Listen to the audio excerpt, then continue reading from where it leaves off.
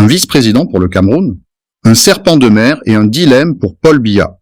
Du palais de l'Unité, sur cette colline d'Etoudi où les décisions importantes sont prises, les grandes manœuvres semblent sur le point d'aboutir en ce mois de mars 2026. Né de cerveaux multiples autour de Paul Biya, la version finale de la réforme constitutionnelle est achevée ou sur le point de l'être, et le projet est désormais entre les mains du chef de l'État.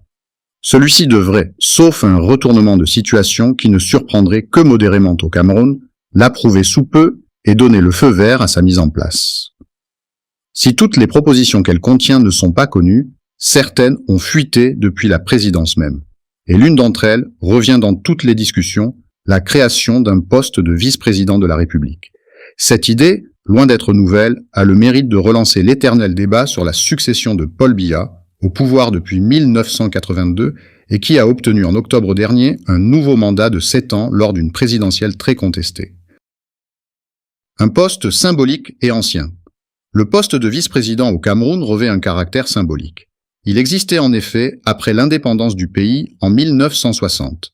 Ahmadou Ahidjo était alors le président d'une république fédérale à 2 États, née de la fusion des entités coloniales sous domination française d'une part et britannique de l'autre.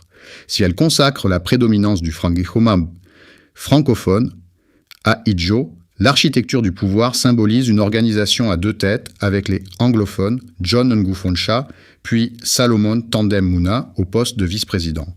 Le 20 mai 1972, ce bicéphalisme, que certains disent de façade, disparaît avec l'instauration de l'État unitaire.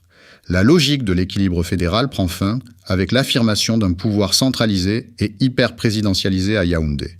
Ahmadou Ahidjo, puis son successeur, Paul Biya, construisent un système d'inspiration française où ne peut durer aucun rival politique d'ampleur. Dans un État unitaire, sous domination d'un parti unique et de son chef, le poste de vice-président n'a pas sa place.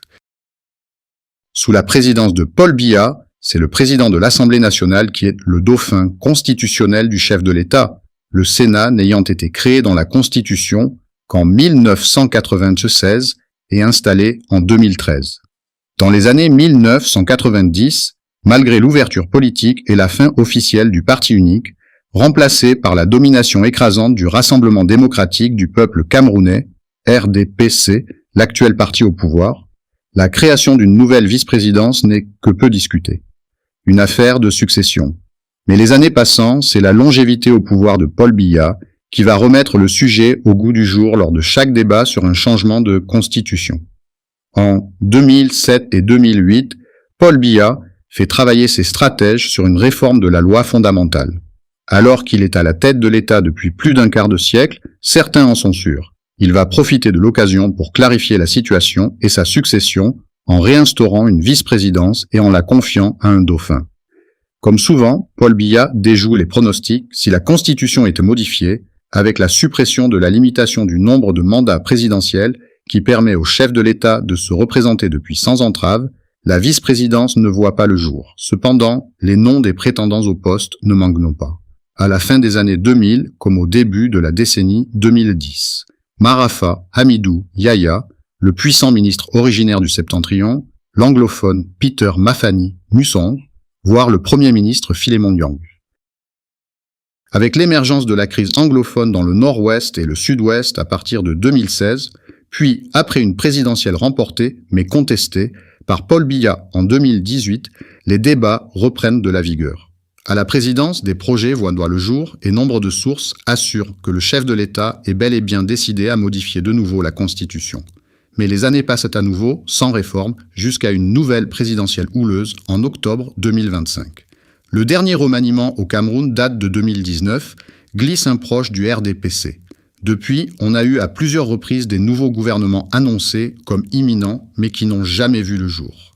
C'est l'immobilisme qui a prévalu. Attention à ce qu'il n'en soit pas de même avec la Constitution. Le projet existe, tout comme les moutures de nouveaux gouvernements. Mais tout ce qui est imminent est un peu suspect à Yaoundé, et le président a horreur qu'on lui force la main. Sonnez le début de la fin. L'histoire de l'instauration d'une vice-présidence est portée par la question de la succession. On s'imagine depuis au moins un septennat que Paul Biya va finir par passer à l'acte et désigner quelqu'un, ou au moins donner un indice, résume un politologue camerounais. Mais que sait-on vraiment ? que le président a demandé à certains de rédiger un ou des projets qu'il reprendra totalement, en partie ou même pas du tout. Il sera le seul à décider, indépendamment de ceux qui voudraient en tirer parti. Le dernier projet semble proposer la mise en place de la vice-présidence avec un favori pour le poste, en la personne de Ferdinand Ngongo, secrétaire général de la présidence, qui a lui-même supervisé l'élaboration de la mouture. Une autre hypothèse crédible est la promotion d'un anglophone, dans le contexte de la crise qui endeuille les régions du Nord-Ouest et du Sud-Ouest. On prend des paris en se disant que Biya va choisir tel ou tel pour favoriser un équilibre et clarifier sa succession. Mais personne ne sait, soupire un opposant. Ce que cela vient consacrer, c'est que, en matière de renouvellement du pouvoir au Cameroun, on attend davantage d'une nomination potentielle que d'une élection, déplore-t-il encore. Même dans le camp au pouvoir, chacun a son candidat et a un intérêt à essayer de forcer la main du président. Mais tous en sont réduits à se demander s'il va sauter le pas, résume un proche de la présidence. Paul Biya le fera-t-il? Entrouvrira-t-il la boîte de Pandore qu'est sa future succession? Plusieurs fois déjà, il a préféré déjouer les pronostics et attendre. Si modification de la Constitution il y a, la vice-présidence pourrait tout à fait passer à la trappe, justement parce que Biya y verrait un signal trop définitif pour sa succession, prophétise un autre acteur de l'opposition. Notre proche de la présidence évoque également cette hypothèse. S'il ne veut pas trancher, rien n'empêche le président de faire une réforme à minima, avec un redécoupage administratif ou la réduction du mandat présidentiel à 5 ans. Nommer un vice-président, c'est sonner le début de la fin. Beaucoup l'attendent, mais y est-il prêt?